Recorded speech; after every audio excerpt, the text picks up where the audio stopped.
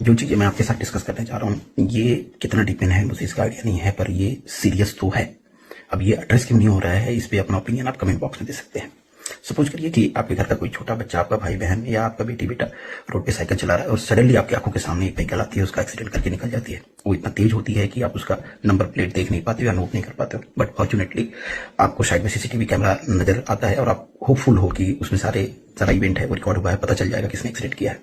जब आप चेक करते हो डिटेल, तो सबसे पहले नजर जाती है नंबर प्लेट पे, और आप हैरान हो कि यार व्हीकल का तो नंबर प्लेट भी नहीं है, ना आगे नंबर प्लेट है ना पीछे नंबर प्लेट है। फिर आपको लगता है कि व्हीकल में बैठा कौन है, ये देखने थोड़ा आइडिया लगेगा, पुलिस को रिपोर्ट कर पाओगे। बट अनफॉर्चुनेटली वहां पे ब्लैक फिल्म्स लगी हुई है, कितने लोग अंदर बैठे हैं, कौन बैठा है, आपको कुछ भी पता नहीं चलता है। और ये दोनों ओपन वायलेशन है। रजिस्ट्रेशन नहीं है, हमारे मोटर व्हीकल एक्ट 1988 का जो सेक्शन 39 उसका वायलेशन है।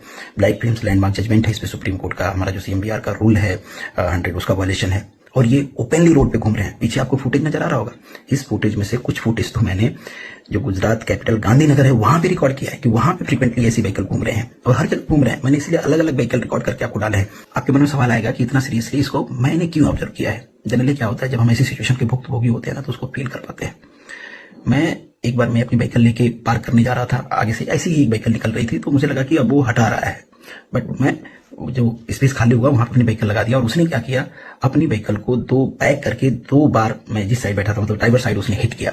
मैं उतर के, चूंकि मैं उतर भी नहीं सकता था जब वो हिट कर रहा था, मैं कंटिन्यूसली हॉर्न ब्लो कर रहा था, पर वो 2 बार आगे पीछे करके हिट किया और फिर निकल गया। मैं देख नहीं पाया, नंबर प्लेट था नहीं, ब्लैक फिल्म से। मैं उतर के लोगों से पूछा कि भाई मेरे साथ तो कोई उसका पंगा भी नहीं था, ऐसा क्यों किया। तो 1-2 लोगों ने बताया कि वो कई बार से आगे पीछे करके ट्राई कर रहा था वहां पार करने का, और मुझे लगा कि वो निकाल रहा है वहां से, इसलिए मैंने वहां पे पार कर दिया। तो मे भी उसको गुस्सा आ गया होगा कि जहां पे वो पार करना चाह रहा है वहां पे मैंने कर दिया। तो मैं उस टाइम इग्नोर किया कि शायद हो गया, ऐसा एक्सीडेंट कभी हो जाता है, कोई होगा क्रिमिनल माइंड आदमी।